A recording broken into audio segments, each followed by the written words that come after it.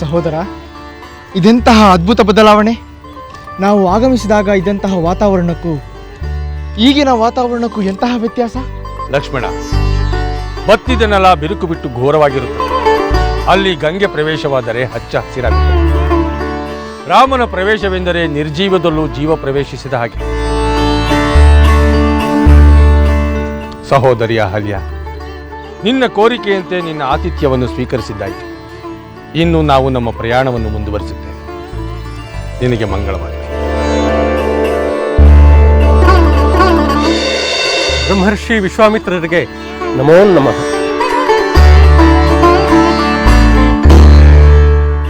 ಓಹ್, ಮಹರ್ಷಿ ಗೌತಮರು, ತಮ್ಮ ಆಗಮನ ಅನಿರೀಕ್ಷಿತವೂ ಆನಂದದಾಯಕವೂ ಆಗಿದೆ.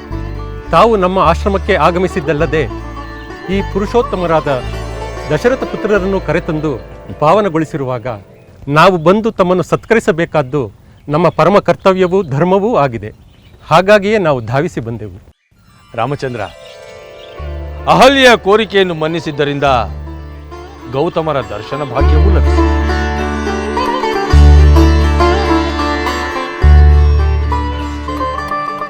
ಮಂಗಳವಾಗಲಿ.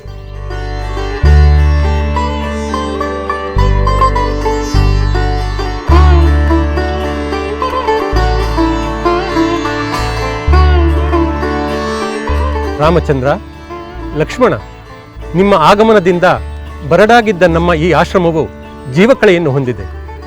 ನಾವು ನಿಮ್ಮನ್ನು ಸತ್ಕರಿಸಿ ನಂತರ ಕಳುಹಿಸಿಕೊಡುತ್ತೇವೆ. ರಾಮಚಂದ್ರ, ಮಹರ್ಷಿಗಳ ಕೋರಿಕೆಯನ್ನು ಈಡೇರಿಸುವುದು ನಮ್ಮ ಧರ್ಮ.